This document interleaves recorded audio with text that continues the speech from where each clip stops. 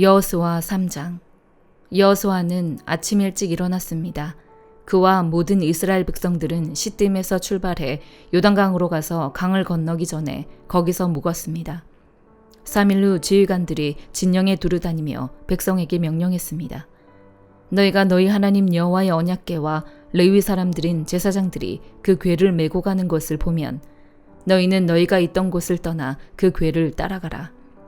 다만 너희는 그 궤와 거리가 약 2000규빗쯤 되게 하고 궤에 가까이 가지는 말라.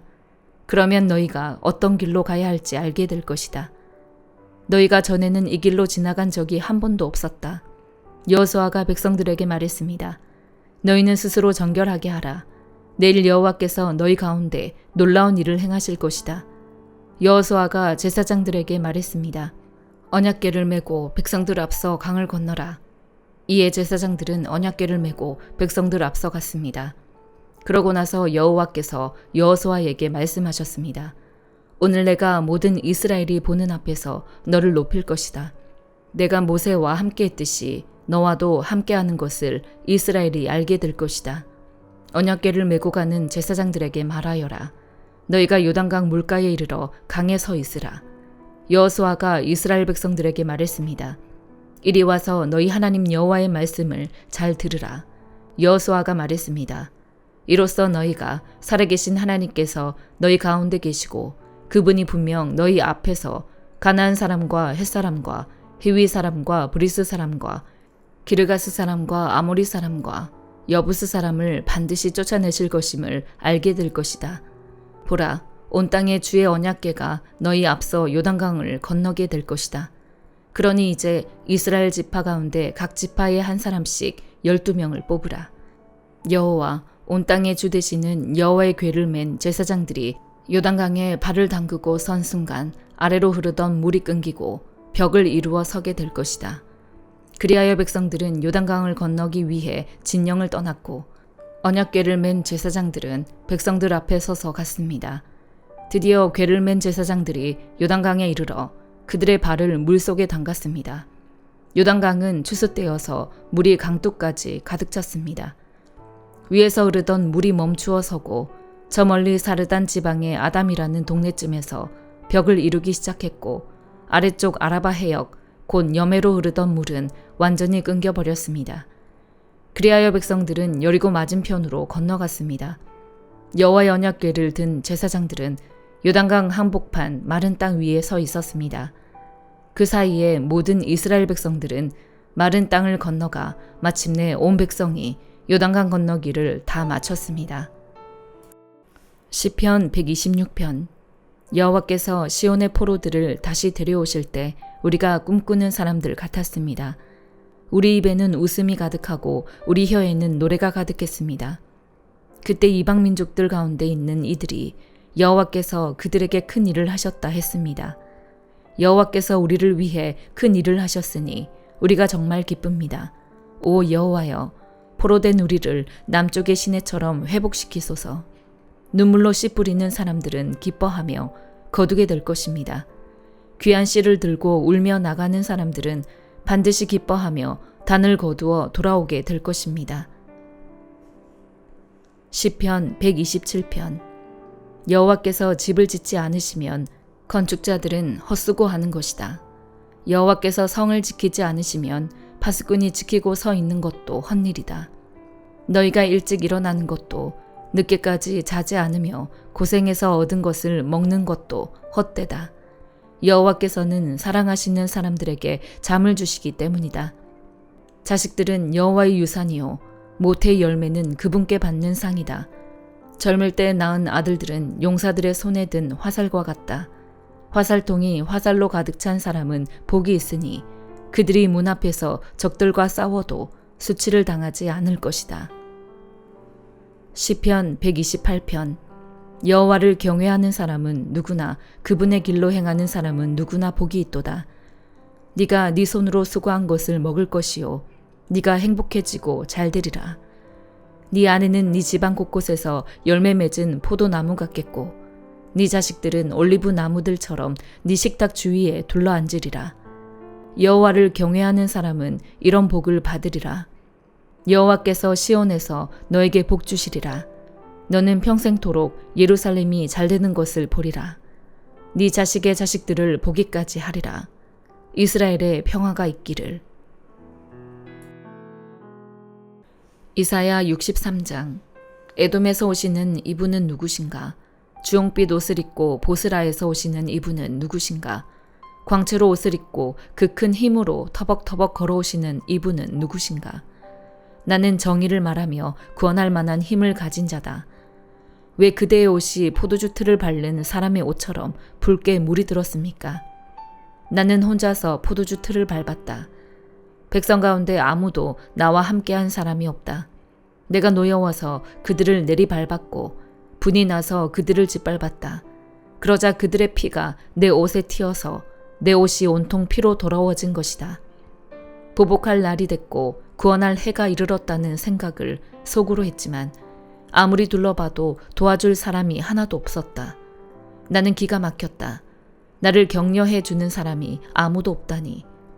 그래서 내가 손수 내 팔로 구원했고 내 분노에만 의지했다. 내가 화가 나서 민족들을 짓밟았고 내가 분이 나서 그들을 취하게 하고 그들의 피를 땅에 쏟아냈다. 나는 여호와의 사랑을 떠올려 말하고 여호와께서 우리를 위해 하신 모든 일로 여호와를 찬양하겠다. 그분이 이스라엘 집에 베푸신 많은 선한 일은 그분의 크신 은혜와 풍성한 사랑으로 하신 일이었다. 그분이 말씀하셨다. 그들은 분명히 내 백성이며 나를 속이는 자녀들이 아니다. 그래서 그분은 그들의 구원자가 되셨다. 그들 모두가 고난을 받을 때 그분도 친히 고난을 받으셨다. 천사를 보내 구하시지 않고 그분이 친히 그들을 구해주셨다. 그들을 사랑하시고 가엾게 여기셔서 그들을 구하신 것이다. 긴긴 세월 동안 언제나 그들을 높이 드시고 안아주셨다. 그러나 그들이 반역하고 그분의 거룩한 마음을 슬프게 했다. 그래서 그분은 그들의 원수가 되셔서 친히 그들과 싸우셨다. 그러다가 그들은 오래전 모세의 시절을 떠올렸다. 양떼를 거느리던 목자를 바다에서 이끌어 올리신 그분이 지금은 어디에 계실까? 그들 가운데 그분의 거룩한 영을 넣어주신 그분이 지금은 어디에 계실까? 그분의 영광스러운 팔로 모세의 오른손을 붙들어 이끄시고 백성 앞에서 물을 갈라서 그 이름을 영원히 명예롭게 하신 그분이 지금은 어디에 계실까? 말이 들판을 내달리듯 그들을 이끌어 비틀거리지 않고 깊은 바다를 걸어가게 하신 그분이 지금은 어디에 계실까? 평원으로 내려가는 소떼처럼 여호와의 영이 그들을 쉬게 하셨다. 주께서 이렇게 주의 백성을 인도하셔서 그 이름을 스스로 영광스럽게 하셨다. 하늘에서 내려다보시고 거룩하고 영광스러운 주의 높은 보좌에서 굽어보십시오. 주의 열정과 주의 강한 힘은 이제 어디에 있습니까? 주의 간절함과 주의 긍휼이 우리에게서 이제 그쳤습니다. 그러나 주께서는 우리 아버지십니다.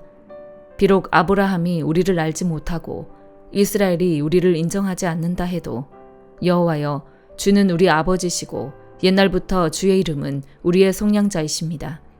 여호와여, 왜 우리를 주의 길에서 떠나 헤매게 하시고 우리의 마음을 굳어지게 하셔서 주를 두려워하지 않게 하십니까? 주의 종들을 굽어 살피시고 주의 유산인 지파들을 생각하셔서라도 돌아와 주십시오. 잠시 동안 주의 백성이 주의 성소를 차지했었지만 이제 우리의 원수들이 주의 성소를 짓밟았습니다. 우리는 주께서 오랫동안 전혀 다스린 적이 없는 사람들처럼 됐습니다. 주의 이름을 부르지 않은 사람들처럼 됐습니다. 마태복음 11장. 예수께서 12제자에게 가르치시기를 끝마친 후에 여러 마을에서도 가르치시고 말씀을 전하시기 위해 그곳을 떠나가셨습니다. 요한이 감옥에서 그리스도께서 하시는 일에 대해 듣고 자신의 제자들을 보내 예수께 물었습니다. 오실 그분이 바로 선생님이십니까? 아니면 저희가 다른 사람을 기다려야 합니까? 예수께서 대답하셨습니다. 돌아가서 너희가 여기서 보고 듣는 것을 요한에게 전하라. 보지 못하는 사람들이 보고 다리를 저는 사람들이 걷고 나병 환자들이 깨끗해지며 듣지 못하는 사람들이 듣고 죽은 사람들이 살아나고 가난한 사람들에게 복음이 전파된다고 하라. 나로 인해 걸려 넘어지지 않는 사람은 복이 있다. 요한의 제자들이 떠나자 예수께서는 사람들에게 요한에 대해 말씀하기 시작하셨습니다. 너희가 무엇을 보려고 광야로 나갔느냐? 바람에 흔들리는 갈대냐? 그렇지 않으면 무엇을 보려고 나갔느냐? 좋은 옷을 입은 사람이냐? 아니다. 좋은 옷을 입은 사람은 왕궁에 있다. 그러면 무엇을 보려고 나갔느냐? 예언자냐? 그렇다. 내가 너희에게 말한다. 그는 예언자보다 더 위대한 인물이다. 이 사람에 대해 성경에 이렇게 기록됐다. 보라, 내가 네 앞에 내 사자를 보낸다. 그가 네 길을 네 앞서 준비할 것이다. 내가 진실로 너희에게 말한다. 지금까지 여인에게서 난 사람 중에 세례자 요한보다 더 큰 사람이 일어난 적은 없다. 그러나 하늘나라에서는 가장 작은 사람이라도 그보다는 크다. 세례자 요한 때부터 지금까지 하늘나라는 침략당하고 있으니 침략하는 사람들이 차지하게 될 것이다. 모든 예언자들과 율법이 예언한 것은 요한까지다. 만약 너희가 이 예언을 받아들이기 원한다면 요한 그 사람이 바로 오기로 되어 있는 엘리야다. 귀 있는 사람은 들으라. 이 세대를 무엇에 비유할 수 있을까? 그들은 마치 장터에 앉아 다른 아이들을 향해 이렇게 소리치는 아이들과 같다.